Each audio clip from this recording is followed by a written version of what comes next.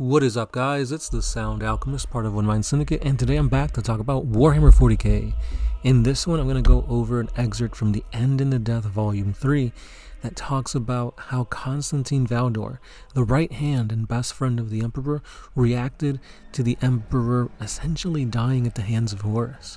So if you guys have not read the End of the Death Volume 3, what are you doing? Go read it. It is literally the culmination, the peak, the high point, the end of this Horus heresy, and man oh man, is it good. So without further ado, guys, again, spoilers, let's dive into this 40K lore. Dorne looks up at Constantine, and he is shocked by what he sees. Valdor is gazing down at the Emperor's body, his eyes full of tears. Koros and the other sentinels are clearly weeping as well. It is not their expression of grief that shocks Dorne. To hear the lament of the custodies would be unbearable, but this is utterly silent. "We carry him," Dorne says. "We carry him now."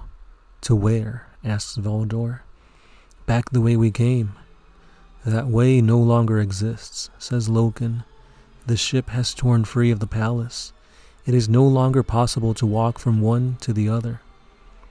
Valdor glares at him and looks back at Dorne. "The nearest embarkation deck," says Dorne.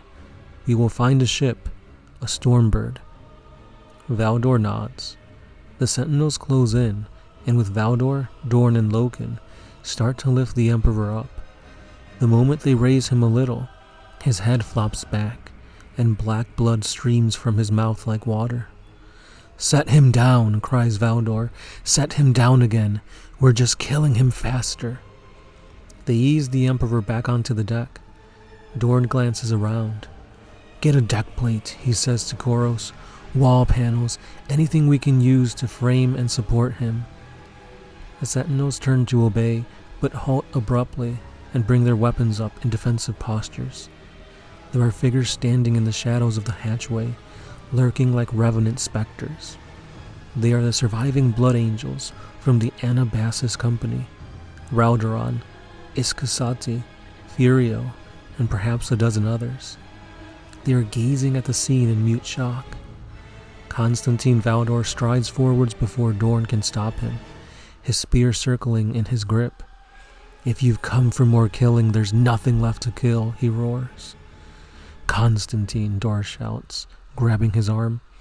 "They are animals," Valdor rages, "animals drawn to blood."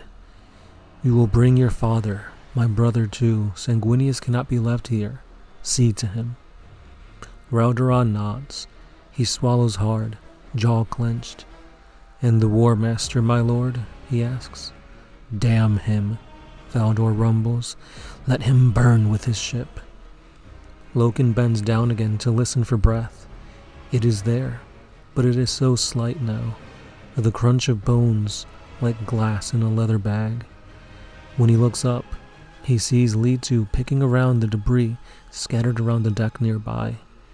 "What are you doing?" Loken snaps. "If he is alive," says Litu, "if there is still hope, then he would tell us what to do. He's done that all along." "He can't speak, you idiot," Valdor says, overhearing and turning back to look at them. "This I know, sir," Litu replies. "He bends down to retrieve something, but he'd find a way to show us. If there was a chance, he'd find a way to show us. That's what he does." Litu holds out the object he has picked up off the deck. It is a tarot card, the Knight of Mandatio, and it is scorched. "Tarot," Valdor says scornfully. "Wait," says Litu. "There are others." He starts to retrieve more, picking them out from the scree of broken glass and plastic, and the scraps of ceramite. Cards from the Emperor's Imperial Tarot, lost and scattered during the battle. "Look here," he says. "Here is the Space Marine, and here the Lantern. The Guardsman, torn in two."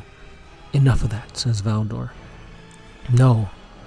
The Throne, and this one, the World. There are others as well, cards from a different deck. The Orphan and the Revenger, the Despoiler." Litu doesn't say their names. He knows whose deck they came from. Stop that, Valdor warns, or so help me, the King of Ages is dying, and you play with cards? He would show us, Leetu replies, turning to him. If there was a way, he would show us, and these cards are all that's left. So what do they tell you? Dorne sneers. Leetu looks at the cards that he has found, and there's no sense to them.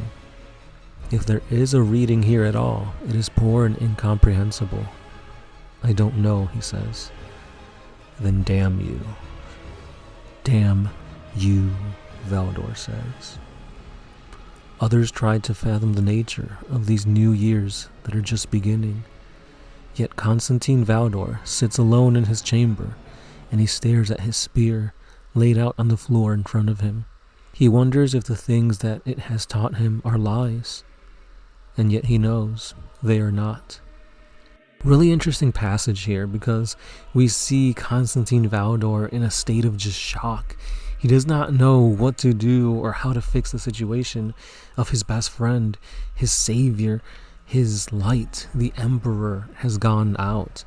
He's dying, and he doesn't know what to do or if there's anything that can be done to save him. And we see the cards of the tarot laid out as Leetu picks them one by one and tries to decipher what exactly can be done in this situation. Now, there has been many different theories as to what the Emperor's Tarot could bring and what they could mean to the future of 40K.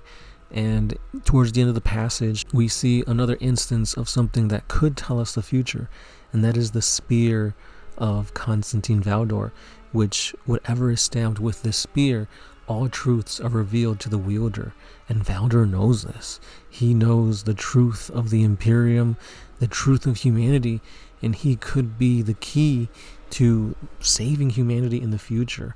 If you've been reading a lot of the new novels such as Penitent and Pariah, you know that there is something there out in the annals of the darkness of the galaxy, a king in yellow that is building a winged army of space marines who all happen to be blanks.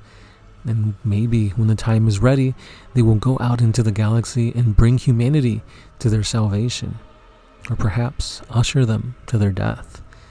And who might this King of Yellow be? Maybe it is none other than Valdor.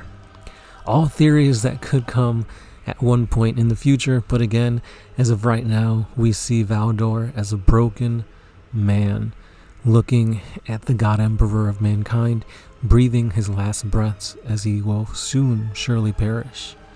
But of course we know that the Carrion Lord has sat upon the throne and will be forever in this half state of decay, not quite dead, but at the same time not quite alive. And that is what the Imperium has been using as a battery to power them into the future of the 41st millennium.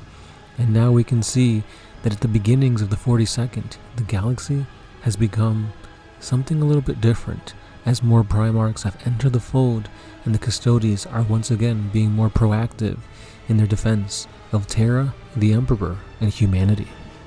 So again, guys, thank you for listening, thank you for watching. Let me know your thoughts down below, and stay tuned for more new 40K lore. As always, this has been the Sound Alchemist, part of OneMindSyndicate, and I'll be catching you guys in the next one. Peace. Oh,